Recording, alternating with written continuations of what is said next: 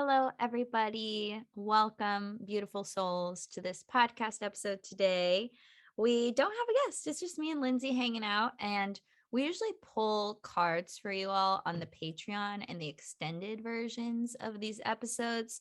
But we thought it'd be fun to do a whole episode dedicated to card pulls just to help give you clarity, insight, guidance into whatever you're going through right now. So if you found this podcast episode, it's for a reason. We are here to be your divine oracles for today, the messengers to give you the information and the medicine that you might be needing right now. So if you're in some sort of predicament or have a challenge or just want to know what to look forward to, this is going to be a great episode for you.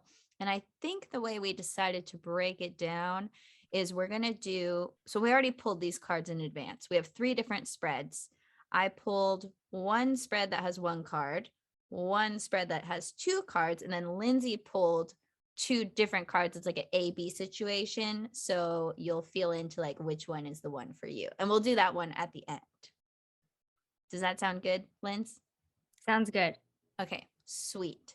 So just to give some prefacing, Lindsay and I both love working with cards as a tool for, communicating with spirit guides and your angels and your team. And sometimes you just need it spelled the freak out on a real card, like stop worrying, or it's gonna be fine, or step out of your comfort zone, or whatever you use it is. cards with clients as well, don't you? Because I know I do it with like every session. In my client sessions, I always pull people cards for like the week, and I send them a pic so they can like revert back when they have a moment of weakness, or they need some reassurance. You can just go back to the card and be like, well, my angels said so, it must be true. Or even if it did, like one of my favorite things is if I pull a card for someone and they're like, yeah, I don't know, that doesn't really, I don't know what that would mean or what that's for, and I'll be like, just keep a lookout for the week, and inevitably they'll text me like, okay, I got it, I figured it out, thank you, it came a little bit late, but I got it. Yes, I love that. So the decks we're working with today, so the first deck I pulled from is called the Blind Spot Oracle cards from Teal Swan.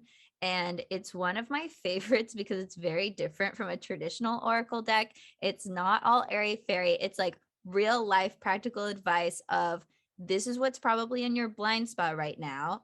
Here's what you need to bring into your conscious awareness to help fix the situation. And then it gives like 2 to 3 pages of like how to actually solve the problem. So very like tactical, down to earth, deep stuff. So we're going to start with that one because it's a little more intense, and then we'll get into the lighter energies as we go through the rest of the episode. And then the other deck that I pulled from for the second reading that we'll do is called Moonology by Yasmin Boland. And that's a classic I've been using for years that I really love. And then Lindsay, what's your deck that you used for the third one? The deck I'm using, my dear, is Energy Oracle. It is by Sandra Ann Taylor, and it is one of my favorites because it has something for everything. The artwork is beautiful. If the artwork's beautiful, I'm going to take it no matter what is inside of it. I'm very much judge it by the cover. So if it's got, like, I have friends who have like skulls and blood and roses on them. I'm like, no, thank you. I'll take a fairy deck. I'll take, anything from Danielle Page is probably going to be on my shelf. Fairy deck. Classic. Danielle Page is my favorite. What's the artist with Danielle Page? It's Rebecca Campbell and Danielle Page. Yes, them two working together is a dream. I have every single one of their decks. Shout out. And if you guys want to be on the show, please do. Please reach out to us. We would be happy to chat with you. Okay, cool. So let's get started. So what I'm going to have everyone do is let's just all do a couple deep breaths together. So if you're driving, obviously don't close your eyes, but if you can close your eyes, close them. And let's just breathe in really deep through the nose, out through the mouth. Just getting grounded, setting an intention for your question, breathing in again through the nose, breathing out, relaxing your body, opening and your uncrossing heart. Arms and legs is very helpful as well.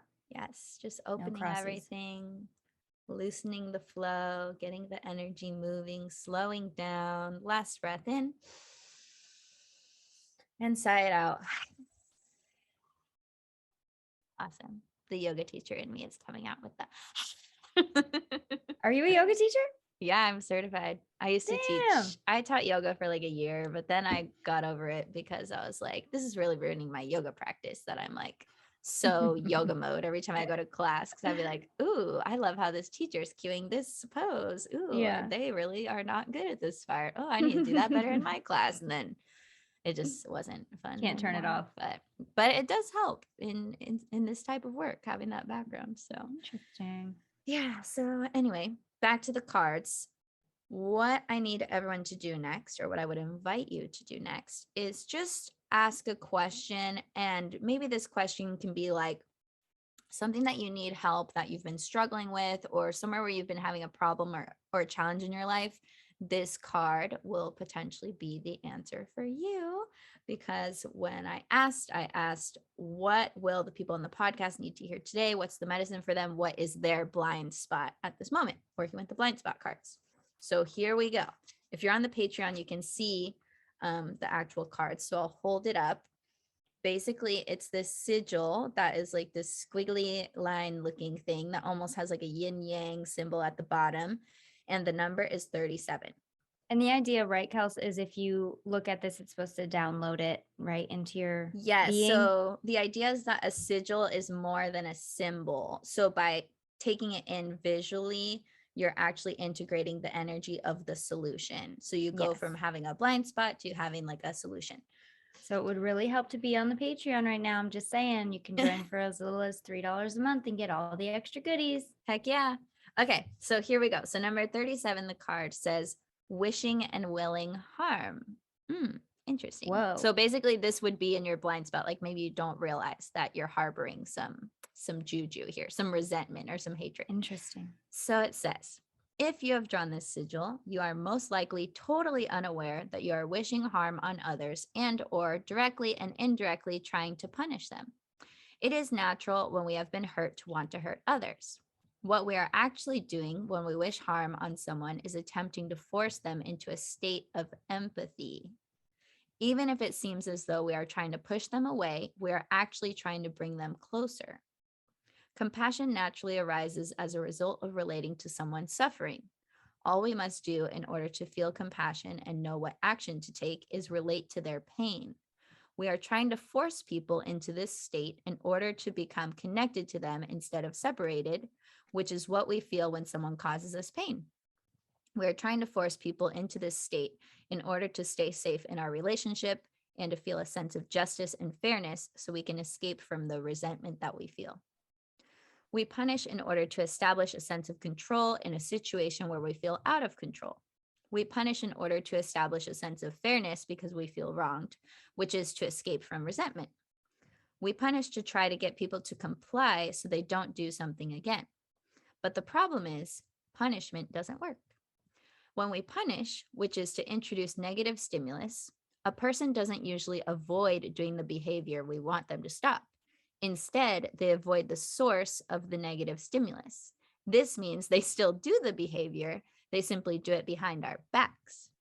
If you have drawn this sigil, whether you admit to it or not, you feel some kind of hatred. It may be very hard for you to admit to this because it will make you feel bad or wrong as a person. Hatred is perhaps the most extreme form of vibrational resistance to something. It is resistance to the degree that one wishes to destroy that thing that is perceived to be causing the pain. The perception of threat causes hatred. The perception that something or someone in your life diminishes something you hold dear causes hatred. A threat is something that is likely to cause danger or damage. In other words, it is something that is likely to hurt you. When a person feels as if they are in the presence of a threat, they feel fear, and fear is quickly converted into anger, which is a state of defense. Hatred is the human ego in a state of defense. Who is thinking of Star Wars right now? I'm not a Star Wars fan, but everybody knows that line. Fear leads to anger, anger leads to hate, and hate leads to the dark side, y'all. We are on the brink of the dark side. Honestly, as I'm reading this, I'm like, yep, this pretty much seems like how Americans are treating each other these days. So it seems pretty fitting. Okay, so let's see, where were we? Hatred is the human ego in a state of defense. When we find ourselves hating something, the question we have to ask ourselves are, what threat does this thing pose to me? How is it hurting me? And what am I afraid of? If you have drawn this sigil, you must become aware of your resentment. Resentment is a state of being in pain as a result of perceiving that you have been treated wrongly, fairly, unfairly, or unjustly. One of the main challenges as far as resentment is concerned is that it immediately converts itself into distrust. When you feel like you have been treated unfairly, unjustly, or wrongly by someone, you have learned that you cannot rely on that person to care for your best interests, like the government, and so you do not trust them. This bitter distrust is usually what people are feeling in someone when they say that that person can't let go of resentment. It is easier to let go of something painful in the past that doesn't have a big negative impact on the present or the future. However, resentment often involves being treated unfairly in a way that does have such a negative impact on the present or the future. Ask yourself honestly, am I really resentful towards myself because of my role in the situation where I ended up being treated unfairly? And then there's an example, but it's really long, so I'm not going to go into that. Acceptance is a key part of letting go of resentment. Because if resentment is present, it means you cannot accept something. Don't confuse acceptance for something. Don't confuse acceptance of something with adopting something as your preference or endorsing it.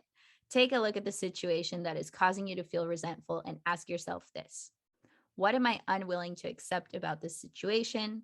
Why am I unwilling to accept that? If I accepted that, what would it mean or what bad thing would happen? If you have drawn this sigil, you are being called to deal with your powerlessness and rumination very differently. You are preoccupied with thinking about the causes and consequences of your distress and leveling the score by hurting the other person instead of focusing on solutions to your distress. The decision to look for solutions to the distress, the solutions for how to make the present or future different in a positive way, turns your focus in a different direction, a direction that will lead to positive results. Now is the time to clearly see how this state of being, though understandable, is negatively affecting your life and is preventing you from taking the actions that would bring about positive change. Ooh, okay. And there's a little exercise here. It says, close your eyes, not if you're driving, to imagine the long-term effects down the road if that resentment was not altered, but stayed the same or got worse. What would happen long term if I kept focusing against another person instead of focusing in the direction of what I want? For example, good one, right? If I resent my spouse, I can see that I have no desire to make love with them. And so we may drift apart and he or she or I may seek another partner. Oh no. Dang. When we feel resentment, it is an indication that an aspect of us feels like a victim. That aspect needs to be acknowledged and cared for and validated. But you will find that once you genuinely care for the part of you that feels like a victim, looking for any way that you are responsible in the situation will also have an interesting side effect. You will no longer feel powerless in relation to the other person. This is literally goes on for like 2 more pages, but basically We get it, I think. basically it says if you have drawn this sigil, you are being called to work through your resentment, understand that you're maybe carrying some hatred vibes and that that's not serving you. It's just eating you from the inside out. And a better way is to take back your power Yes. and I understand like why the you're feeling threatened. Yeah, I like the point about spend some time caring for the part of you that feels like a victim. That is the only thing. That's the only thing is focusing on your participation, unwillingly or willingly, in the situation. And what you can do is to help heal yourself. That's it. That's all we can do, guys. And Never ever can you control anyone else. And one big last piece of advice for this card that I would say anyone can benefit from, especially during these trial times of How do you hatred. really feel, Kels? It says deliberately look for how you relate to their pain. Oof. So basically anyone that you hate or dislike or disapprove of, if you can relate to their pain, you won't feel like that towards them anymore. And then you won't have resistance and then you'll be much better for it.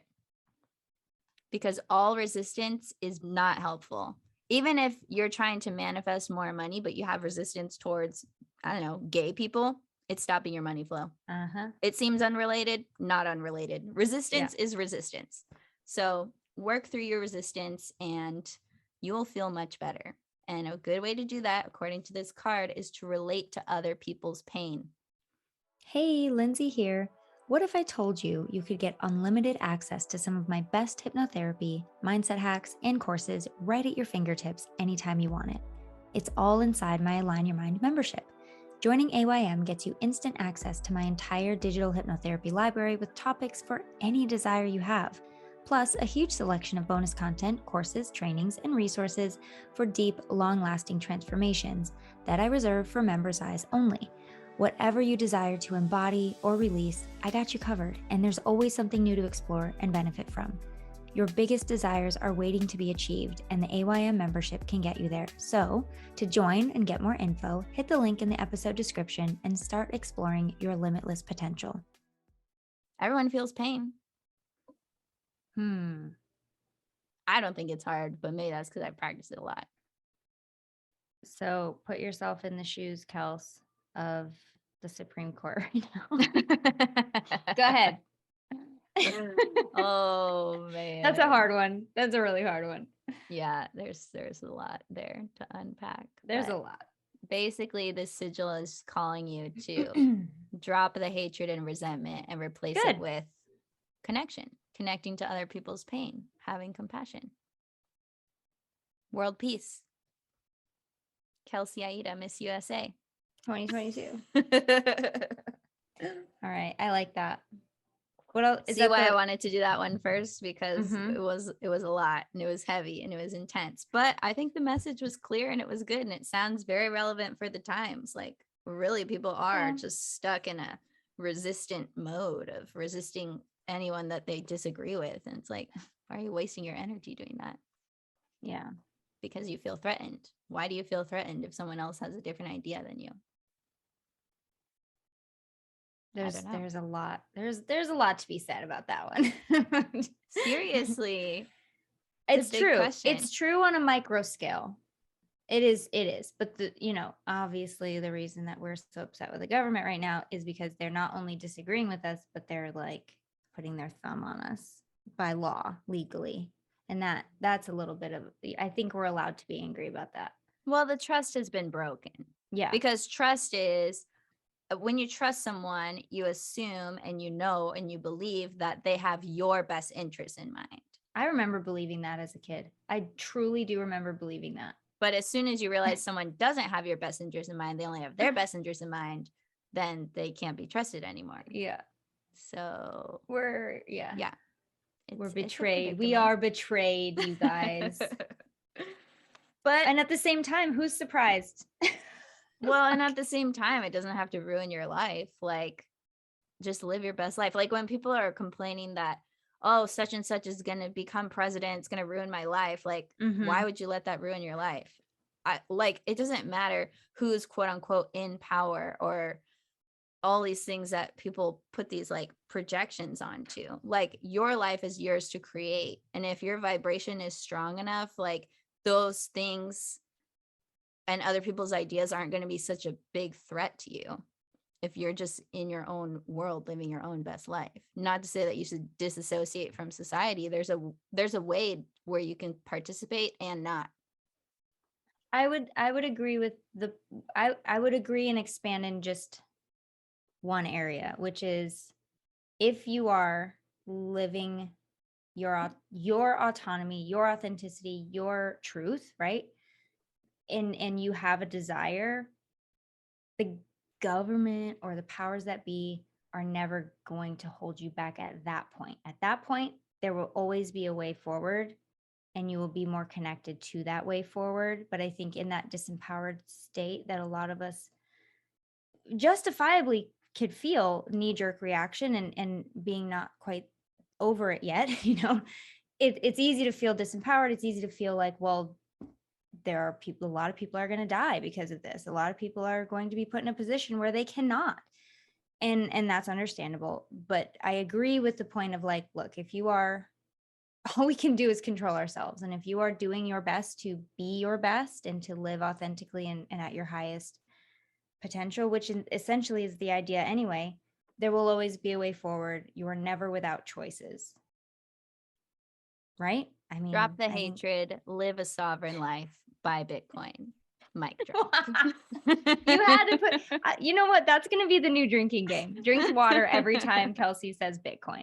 It used to be fuck. Now it's just Bitcoin.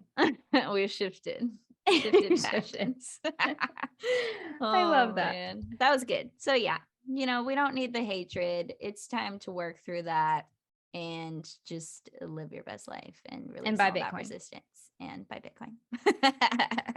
So funny. Okay, so should we move on to the next one? So the next question can be something about your future. This is a good cards for something you want to know about your future. Okay, so I already pulled these cards in advance. So I'll flip them over. So we have. Okay, actually they go in order like this because it's telling like a story.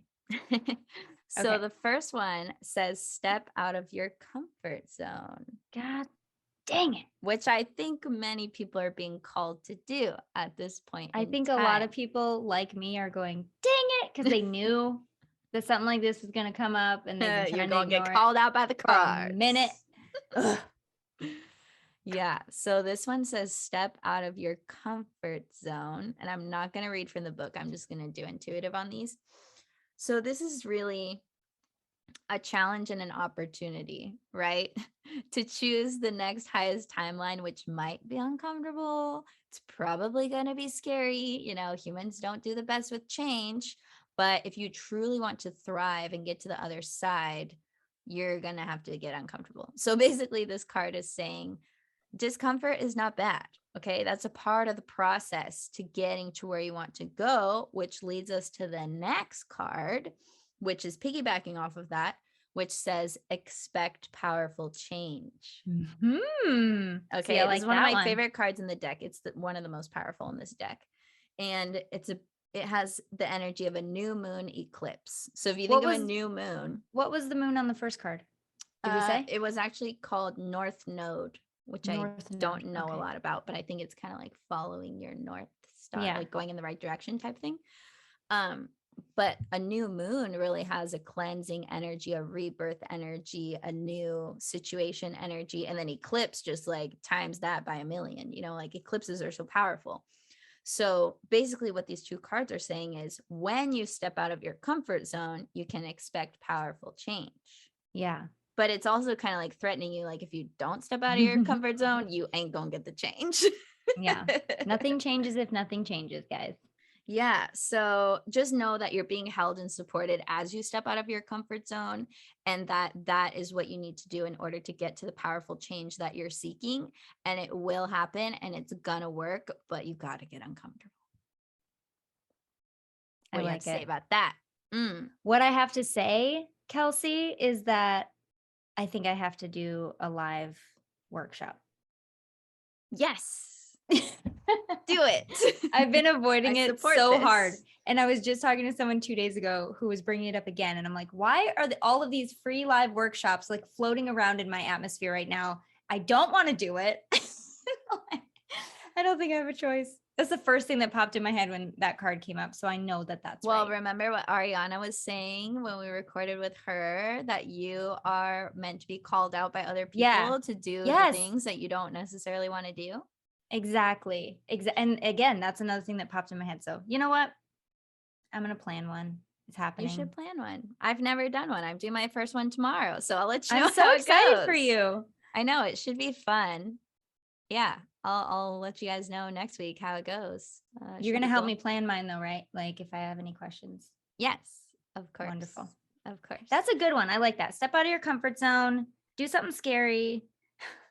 Something expansive. Don't do something dangerous, but yeah. Expansive and scary, I think is a good rule of thumb. If it feels expansive, do it. And expect powerful change.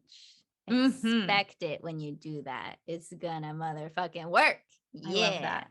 So these cards are amazing.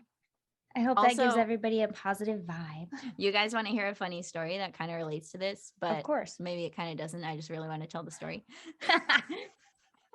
It's entertaining. You guys are going to love it. Okay. So, speaking of stepping out of your comfort zone, we bought a new couch for my bonus room. And this couch taught me many spiritual lessons. Okay. Because first of all, I wanted a bunch of different, more expensive couches, but then they were going to take 6 months to come and it was going to be so expensive and blah, blah, blah. And so I wasn't like so excited about it, but those were like the ones that I wanted because, I'm difficult like that. But then my fiance was at Costco because that's like his happy place. And when he was there, he was like, they got the couches out. He texted me. He's like, they have couches out. You should come sit on one and see if you like any of them for the bonus room. And I was like, oh my gosh, I'm totally going to go tomorrow when I have time. So I went and I was sitting on these couches and the one was like pretty comfy and it was a cute color and it'll totally fit the space. So I'm like, yes, let's do it. There's only like 3 couches out on the floor, right? So we got to hustle. Like this is a busy Costco in the middle of like Charlotte. So I told him that I wanted that one. And so he's like, okay, tomorrow I'll rent the truck and I'll go buy it and blah, blah, blah. So he's like doing all that while I'm working on other stuff. So it takes him like 8 hours to get the truck to, it's like a whole day thing. You got to get the truck, you got to go to Costco, you got to buy it. There's like 3 boxes, but they didn't all fit in the truck. So I had to do like multiple trips, bringing it to the house. And mind you, we live like a solid half hour to 40 minutes from Charlotte, from the Costco. So he finally gets it home. We're unwrapping it. We're starting to bring it up the stairs. But of course, like I'm not strong enough to lift it with him up the stairs. Like I think I am. So I'm trying and I'm like, oh, but of course I like couldn't do it. So we knock on the next door neighbor's door. He's like so nice. We're like, hey, any chance you could help us move this couch? So he comes over and he's helping us move the couch. It only came in 2 pieces plus an ottoman, and they're both pretty long. So we get the one smaller piece up into the bonus room. Mind you, you have to go through a stairway, like hallway. And there's a door opening that goes into that stairway hallway. But on the other side of the door is a wall because that door is inside of a hallway. So there's not a lot of space to finagle a long couch into a stairway that is opposite a wall. So we get that one in after some struggle and strife, and it works.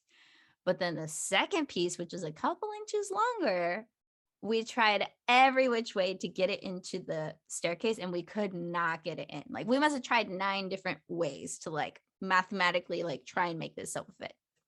And so my neighbor was like, well, like, I just don't think it's going to work. It's probably not going to fit. And then Jeff's like, yeah, we're probably going to have to return it. Like this sucks. And I'm like, no, like this is my couch and it took you so long to get it here. We can't return it. This would be devastating. So I'm like calling all these moving companies like, hey, I need a professional to help me move this couch. Like I need a math wizard who's like done this before. Like, how are we supposed to get up the stairs? And they're like, well, we can't come out for less than $600 and blah, blah, blah. And I'm like, well, that's stupid. I'm not going to pay someone $600 to get this couch up the stairs. So long story short, I was trying to move it with Jeff, but of course, he's a dude. He's getting frustrated. He's getting like into his temper mode. And I'm just like, I don't need your negative vibes. Okay. I'm going to do this by myself. So I shoo him away and I'm Did he just say like, pivot at any point? pivot? You don't get it, do you? No. Guys, friends, fans, please come forward.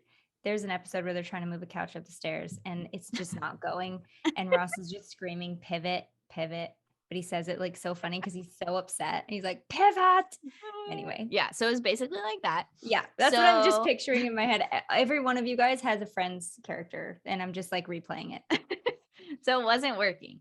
So I sent him away. I was like, I don't want to deal with your frustration. Just let me try. Like, I'm going to try all the ways. I will figure this out. Right. By myself, mind you, this couch is like way bigger than me. You sound so much like me right now. I'm such a brat that I'm like, we are not returning. This is the couch. Okay. I was like, this is happening and it's getting up the stairs. I don't know how it's getting up the stairs, but it's getting up the stairs. So imagine me at the bottom of this staircase using all of my limbs to try and like stack this couch upright. So it's laying on its side.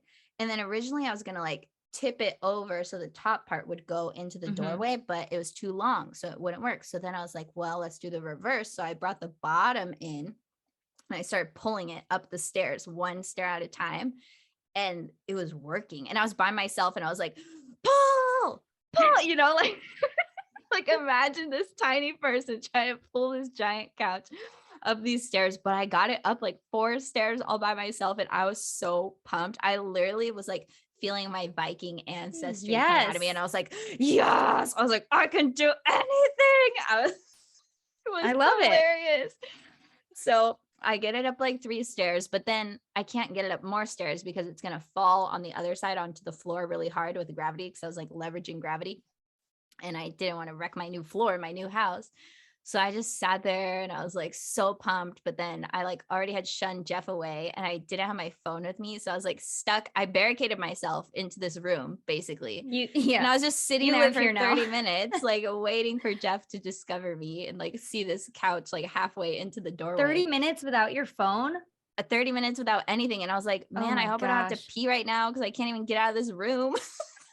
Oh my goodness. So I was like waiting there, barricaded inside. He finally discovers what has happened. I explained to him my mathematical genius and my, sheer brute of getting this sofa up the stairs by myself. And so finally with his help, we're able to get it up and in. And I was just so pumped, you guys. I've never felt more empowered. Like, talk about overcoming a challenge. Okay. So talk about stepping out of your comfort zone. Do you think I should have listened to my neighbor when he said it couldn't be done? No, that would be the comfortable thing to do. But we do not do that here.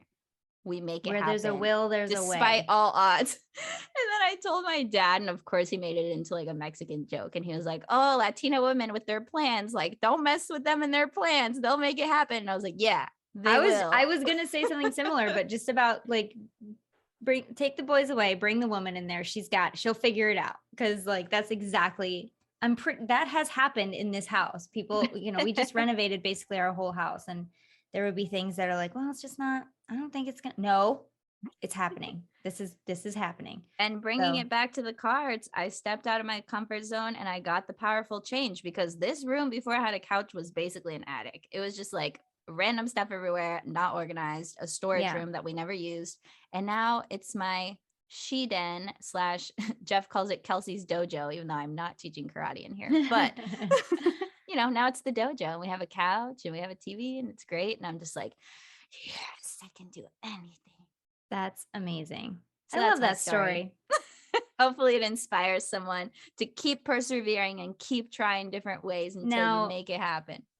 If she had sprained her neck or another part of her body, the story might be different. I almost broke my ankle because the way that I was like getting the couch up the stairs, I had my foot in the way at one point and my ankle got stuck. And I was like, I was thinking, what's that story of the guy who gets his arm stuck and he has to chop off his arm? I was like, that's going to be me in my own house. I'm going to have to chop my foot off to get this couch. But she doesn't have a knife, so she's got to chew it.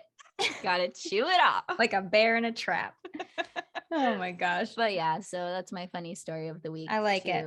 Embrace. We can do anything, the guys. Message of the cards. And girls Step out and of your gals. comfort zone and expect powerful change. You can do anything if you just believe. Did you say believe? Yeah. Yeah. There's no other end to that sentence. No. Should we pick a card now, guys? I'm going to take away from this retreat pure happiness, new friends, new amazing friends, and the confidence to live my life again. My favorite part, because it's the most important part, is the healing.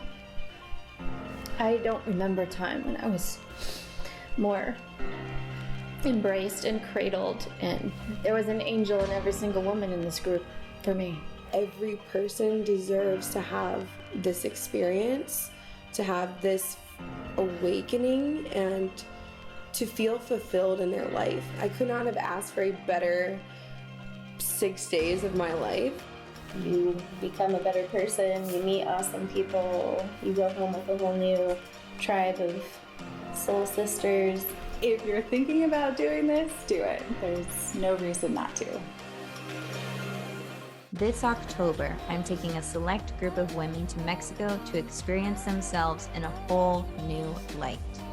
Not only will we be doing the healing work, creating mindset shifts, and learning self-love tools, we will also be playing on the beach, resting by the pool, and bonding together in sisterhood. If you're feeling ready for the girls' trip of a lifetime, join us. You can apply today at kelseyaida.com/retreat. Space is limited, so take inspired action now. And a pro tip, you can invite a friend to save $500 each on enrollment. I'll see you in paradise. Hey there, we hope you're enjoying this episode so far, but if you want to listen to the whole thing, we're going to invite you over to our podcast. Either search for High Vibing It on iTunes, Spotify, wherever you guys listen to podcasts, or even better, if you want to watch the extended video version of this episode that's even longer than the actual podcast itself, head over to our Patreon at patreon.com/highvibe. Lindsay, tell them what's awesome about the Patreon. Patreon is where we have all of our extended episodes. As Kelsey said, we have it on video, so you can actually see the things that we're talking about. Sometimes we have visual aids, and it's nice to know what we're talking about. We also have hangouts that we do sometimes that are exclusive to Patreon people. And you can get started with all of this and bonus content and everything that we have only for the Patreon people for as little as $3. I think it's $3.33 a month. And that's it. And you guys can get all the benefits and all access to everything that we put in there. Really Yeah. cool. It's really cool, really fun, super easy to join. And you guys don't even have to do that to finish this episode. If you're like, screw it, I don't want to pay any money, I just want to hear the rest of this episode, go to our podcast, High Vibing It, search for it wherever you listen. It's totally free. Either way, enjoy the rest of the show wherever you choose to enjoy it. And we will see you guys next week because we do a new one every week. Adios. Bye.